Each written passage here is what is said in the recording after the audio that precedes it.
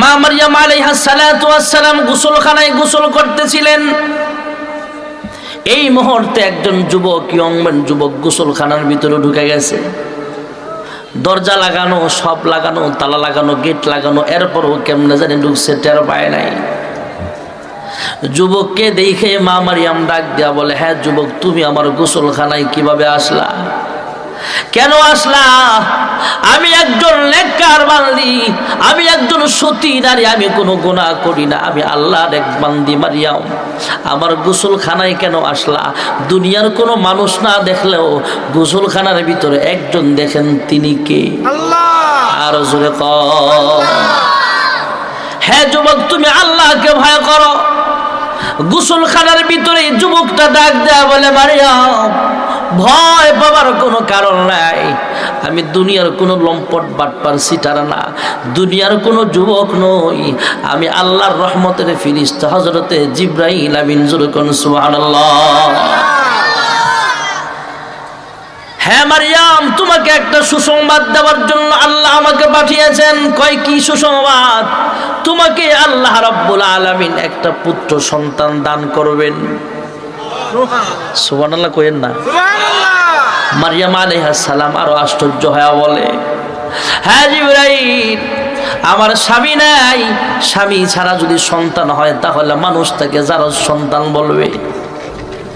হযরতে জিবরাইল আমিন পয়গম্বর ঈসা আলাইহিস সালামের মা মারইয়ামকে ডাক দেয়া বলে, হ্যাঁ মারইয়াম, ওইটা নিয়ে তুমি কোনো টেনশন করিও না। জোরে কোন সুবহানাল্লাহ।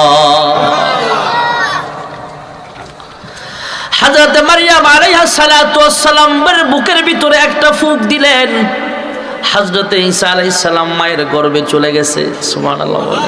এই জন্য বলা হয় ঈসা রূহুল্লাহ, বাবা ছাড়া আল্লাহ সন্তান বানিয়েছেন ঈসা পয়গম্বর আলাইহিস সালামকে। হযরতে মারইয়ামকে আল্লাহ জানিয়ে দিলেন, হ্যাঁ মারইয়াম, মানুষের লোকালয়ে যখন যাইবা, মানুষ যদি তোমাকে প্রশ্ন করতে চায়, ক্রিটিসাইজ করতে চায়, ঠাট্টা করতে চায় যে সন্তান পাইলা কই, তোমার তো স্বামী নাই, তোমাকে তো আমরা ভালো জানি, হ্যাঁ মারইয়াম সন্তান পাইলা কোথায়, তখন তুমি ইশারায় একটাই জবাব দিবা, আনা সায়মা, আমি রোজা রাখছি, আমি কথা বলতে পারবো না। জোরে কোন সুবহানাল্লাহ। শেষ নবীর উম্মতরা রোজা রাইখা কথা বললে কি রোজা ভাঙে? খাইলে রোজা ভাঙে। কিন্তু এমনও নবীর উম্মত ছিল, কথা বললে রোজা ভাঙে যেত, দুনিয়াবি কথা বলতে গেলে। হযরতে মা মারইয়াম সন্তান শিশু ঈসা রূহুল্লাহকে কোলে নিয়ে যখন লোকালয়ে গেলেন, চতুর্পার্শ্বে মানুষ ঘেরাও দিয়া দাঁড়ায় গেছে। এলাকার মা বোনেরাও দাঁড়ায় বলে, হে মারইয়াম, তোমাকে আমরা ভালো মানুষ বলে জানি, নেককার আল্লাহর গোলাম বলে জানি, গোলাম বান্দি বলে জানি। তোমার বিবাহ হয় নাই, কার সাথে তুমি গুনাহ করেছো? এমন সুন্দর চেহারাওয়ালা সন্তান তুমি কোথায় পাইলা? কোথায় তুমি গুনাহের কাজ করেছো? মা মারইয়াম ডাক দেয়া বলে, আমি রোজা রাখছি, আমি কথা বলতে পারবো না, কথা বলতে চাইলে আমার কুলের শিশুর সাথে কথা বলো। আরো আসতে কইেন, আমাদের কুলের শিশু, দুধের বাচ্চা কি কথা বলতে পারে নাকি? মানুষ সকল আর আশ্চর্য হয়ে বলেন, হ্যাঁ মারইয়াম, এমনিই তো চুরি আবার করো সিনা চুরি, এমনিই তো গুনাহ খাতা করে ফেলেছো, বাচ্চাও কোলে আছে, আবার বলতেছো ছোট বাচ্চা নাকি কথা বলে। আরেকজন বলে, দেখি না ছোট বাচ্চা কথা বলতে পারে কিনা। এবার ঈসা রূহুল্লাহ দুধের বাচ্চা মায়ের কুল থেকে ডাক দেয়া বলে, ইন্নী আব্দুল্লাহ,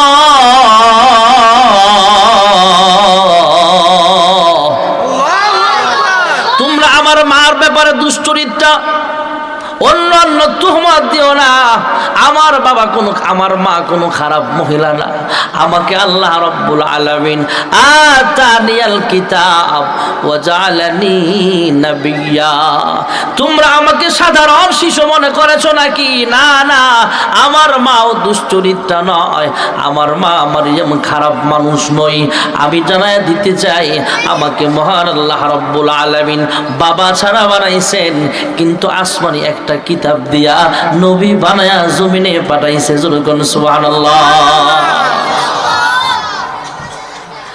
শাহ ওয়ালিউল্লাহ মুহাদ্দিস দেহলভী রাহমাতুল্লাহ আলাইহি কিতাবে ওয়াকিয়া লিখেন, হযরতে ঈসা পয়গম্বর আমাদের নবীর কাছে আমাদেরকে নিয়ে যাবেন এর কয়েকটা কারণের মধ্যে একটা কারণ হলো যেহেতু উম্মত হয়ে আসবেন এই জন্য সম্মানার্থে নিয়ে যাবেন। আরেকটা কারণ হলো জান্নাতি বিবির দুনিয়াবি ছেলে, জোরে কোন সুবহানাল্লাহ।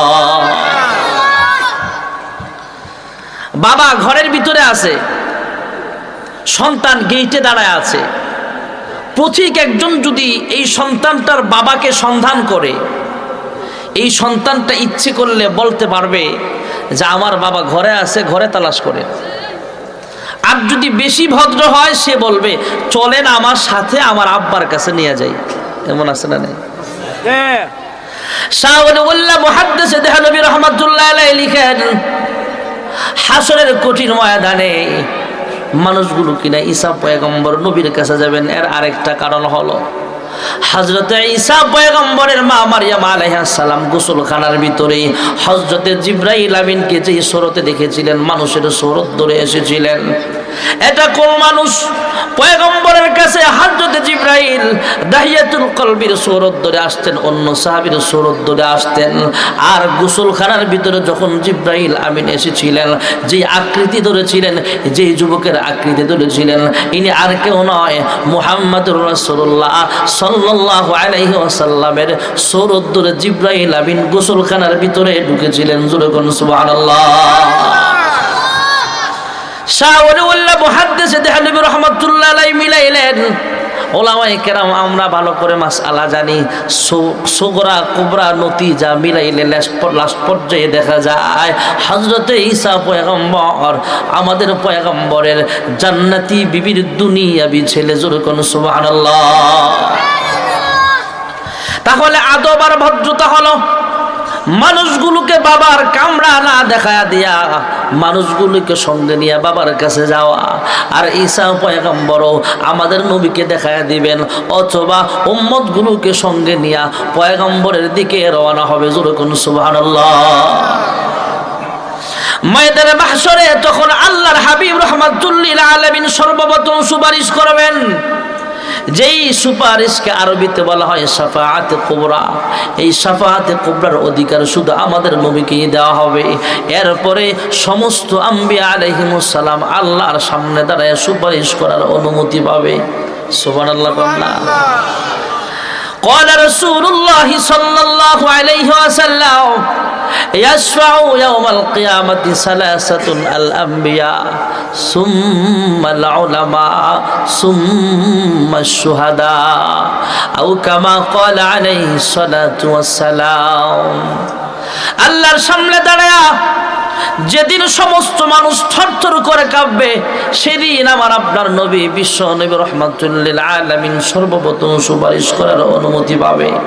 তারপরে আদম পয়গম্বর থেকে শুরু করে সমস্ত নবীগণ আম্বিয়া আলাইহিমুস সালাম আল্লাহর সামনে দাঁড়ায় সুপারিশ করবে। 2 নম্বরের উকিল হলো আজকের মাহফিলে যারা বয়ান করতেছেন, মাওলানা গোলাম মুস্তফা সাহেব, মাওলানা কামরুল ইসলাম আরিফি সাহেব, আল্লামা আহমদ ঈসা সাহেব সহ আইম্মায়ে মাসাজিদগণ, মাওলানা শাইখুল হাদিস তাজুল ইসলাম সাহেব দামাত বারাকাতুল আলিয়া, মাওলানা নুরুল ইসলাম সাহেব হুজুর, মাওলানা আব্দুল মুত্তালিব খান সাহেব সহ পিজ্জি হুজুর রহমাতুল্লাহ আলাইহি সহ হাফিজি সহ আল্লামা আহমদ শফি সাহেব সহ এমন সমস্ত উলামায়ে কেরাম আল্লাহর সামনে ওকালতি করবে। জোরে কোন সুবহানাল্লাহ। قال رسول الله صلى الله عليه وسلم يشفع يوم القيامة ثلاثة الأنبياء ثم العلماء ثم الشهداء أو كما قال عليه الصلاة والسلام। 1 নম্বরের উকিল হলো নবীগণ, 2 নম্বরের উকিল উলামায়ে কেরাম, 3 নম্বরের ওকালতি করার অনুমতি পাবে কিয়ামত পর্যন্ত যারা শহীদ হবে মুসলমান এরা। জোরে কোন সুবহানাল্লাহ। তাহলে শহীদদের মর্যাদা কোরআন হাদিসে আছে না না? হযরতে ইউসুফ পয়গম্বর আল্লাহ স্বপ্নে ওহী নাজিল করেছেন, নবীর ঘুমের দাম আল্লাহর কাছে অনেক বেশি দামি। আবু বকর সিদ্দিক বলেন, ওগো আল্লাহর হাবিব, আপনার ঘুম যদি আমি নষ্ট করি, হাসরের কঠিন বিচারের দিনে আল্লাহ যদি আমাকে জিজ্ঞেস করে, আবু বকর একটা সাপে কামড় মারলো আর আমার নবীর ঘুম তুমি ভেঙে দিলা, আল্লাহর আদালতে দাঁড়ায় আমি কি জবাব দিব? তাই আপনার ঘুম নষ্ট করি নাই।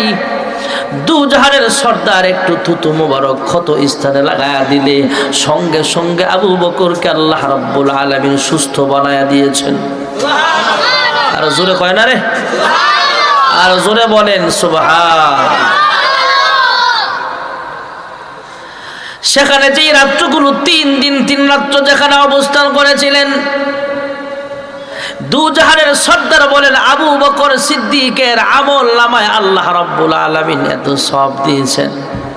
আম্মা জানা আয়েশা সিদ্দিকা রাদিয়াল্লাহু আনহা জিজ্ঞেস করেছিলেন, ওগো আল্লাহর হাবিব, ও আমার প্রাণের স্বামী গো, আসমানের অসংখ্য তারকার সমপরিমাণ নেক আপনার কোনো উম্মতের আমল নামায় আছে কিনা? দুজাহানের সর্দার জবাব দিলেন, হে আয়েশা, আকাশের তারকার সমপরিমাণ নেক ওমরের আমল নামায় আছে। সুবহানাল্লাহ কইেন না। আয়েশার মনটা ভীষণ খারাপ হয়ে গেছে। আম্মা জান আয়েশা সিদ্দিকা রাদিয়াল্লাহু আনহা ভেবেছিলেন আমার আব্বার নামটা হয়তো বলবে, কিন্তু আব্বার নাম না বলে ওমরের নাম কেন বলল? আল্লাহর হাবিব জানায় দিলেন, হে আয়েশা, তোমার বাবার এক রাতের আমল আর ওমরের সারা জিন্দেগির আমল যদি এক পাল্লায় রাখা হয়, তোমার আব্বার হিজরতের রাতের সওয়াবের পাল্লাটা আল্লাহর কাছে বেশি ভারী হয়ে যাবে। এই জন্য আবু বকর সিদ্দিক রাদিয়াল্লাহু একদিন বসে আছেন, হযরতে ওমর ইবনুল খাত্তাব গেলেন, যায় বলতেছে, আবু বকর আপনাকে আমি কিছু দেব। কি বলতেছেন? আপনাকে আমি কিছু দিব। বলতেছেন কি দিবা? আমার নামাজ, রোজা, হজ, যাকাত, জিকির, আজকার, তাসবিহ, তাহলিল যত আমল আছে সব আমলের সব আপনারা দিয়ে দিলাম। সুবহানাল্লাহ কোন না? হযরত আবু বকর কি দুর্বল ছিল না? চালাক কম ছিল না? যদিও নরম ছিল। সে বলে অবশ্যই এর ভিতরে কোনো ঘাপলা আছে। তোমার জিন্দেগির সব টাকা পয়সা কামাই রোজগার জান্নাত কামাইছো সব আমারে দিয়া দিবা, তুমি কি নিবা? কয় তোমার সারা জীবনের আমল আমার দরকার নাই। আল্লাহর হাবিবের সাথে যে তুমি হিজরতের রাতে জাবালে সুরে সময় কাটাইছিলা, শুধু এই আমলগুলো আমারে দাও, আমার জিন্দেগির সব আমল তোমারে দেব। সুবহানাল্লাহ। ভাইরা আমার, বন্ধুরা আমার, আল্লাহর হাবিব রাহমাতুল লিল আলামিন আবু বকরকে নিয়ে মদিনার পথে রওনা হয়ে গেলেন। সংক্ষিপ্ত আকারে বলছি ভাইরা আমার, মদিনায় মসজিদে কুবার কাছাকাছি গেলেন। কবিলায় কুবার মাঝে সেখানে অবস্থান করলেন, সেখানে একটা মসজিদ বানালেন। ওই মসজিদে আল্লাহর কোনো বান্দা বান্দি যদি 1 রাকাত 2 রাকাত নফল নামাজ আদায় করে, মদিনার কাছাকাছি এই মসজিদটা কয়েক কিলোমিটার দূর হবে, হেঁটে যাওয়া যায়। আমি হেঁটে হেঁটে গিয়েছিলাম একবার।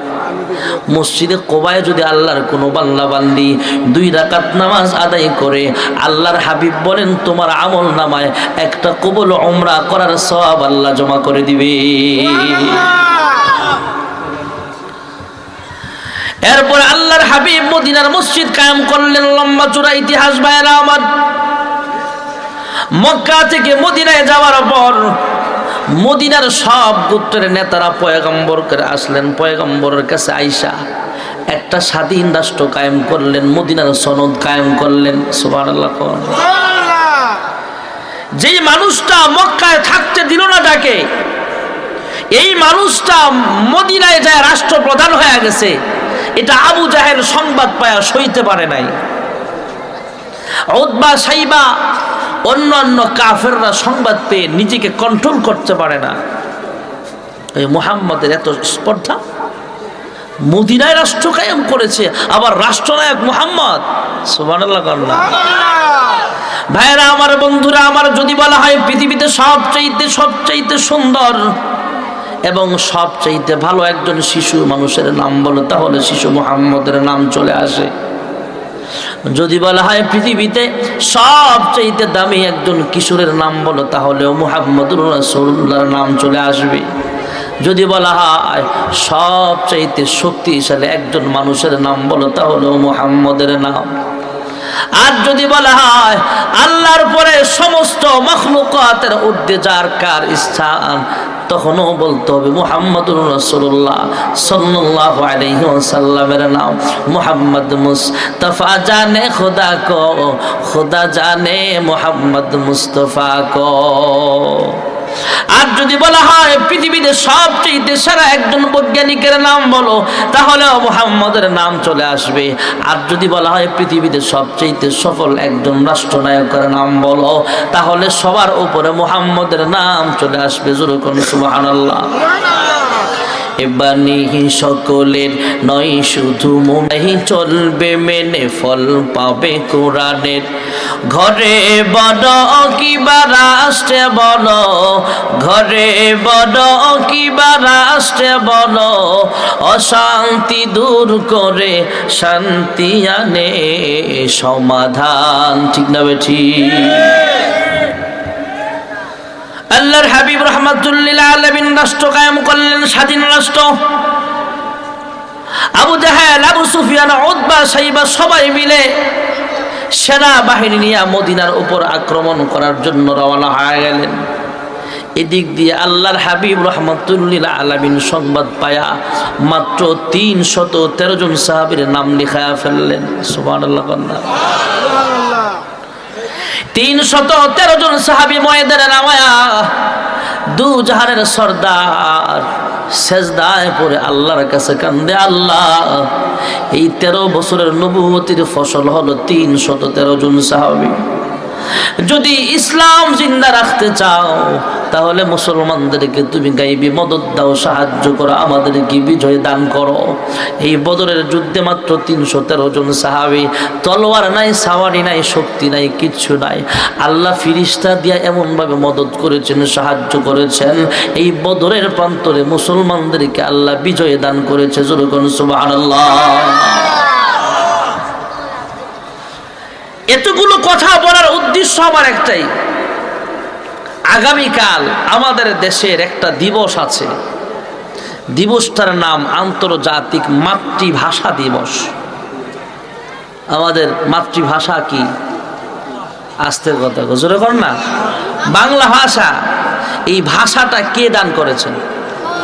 আস্তে কন। আল্লাহ। যত ভাষা আছে পৃথিবীতে এটা আল্লাহর দেওয়া। ভাষা দিবসের নামে কোটি হাজার হাজার কোটি টাকার ফুল বিক্রি হচ্ছে। ভাষা দিবসের নামে সকালবেলা খালি পায়ে শহীদ মিনারে যায়া হিন্দুদের মতো পূজা চলছে। ভাষা দিবসের নামে অশ্লীল গান, বাদ্য, নাচানাচি চলতেছে দুনিয়াতে। মুসলমান, এই বাংলা ভাষার জন্য আমার বরকত, রফিক, জব্বার রক্ত দিয়েছে। তোমাদের তো উচিত ছিল এই ভাষা দিবসে কোরআন তেলাওয়াত করে, আল্লাহর জিকির করে, আন্তর্জাতিকভাবে সংসদের ভিতরেও সংসদ সদস্যদের নিয়ে তাদের জন্য দোয়া করা, আল্লাহর কাছে কান্নাকাটি করা। তা না করে যারা গান বাদ্য করছো, শহীদ মিনারে হিন্দুদের মতো পূজা দিচ্ছ, আল্লাহর কসম ওই শহীদরা যারা কবরে আছে, ভাষার জন্য যারা শহীদ হয়েছে, আমি তো মাঝে মাঝে বলি এদেরকে যদি আল্লাহ আবার জিন্দা করত, তোমাদেরকে হত্যা করার জন্য এরা রেডি হয়ে যেত। কারণ যে আমাদের জন্য দোয়া না করে নাচানাচি কেন করস? ঠিক না বে? ঠিক জোরে। আমরা শহীদ দিবস পালন করি বাংলা ভাষার তরে, আমার সওয়াল কিন্তু ইংলিশ মিডিয়ামে পড়ে। আপনারা কইলেও ঠিক, না কইলেও ঠিক, ঠিক কইলে একটু জোরেই কইেন। ঠিক না বেটি? আমরা শহীদ দিবস পালন করি বাংলা ভাষার তরে, আমার সওয়াল কিন্তু ইংলিশ মিডিয়ামে পড়ে। আইরে আমার বড় আশা এই দেশেতে প্রচার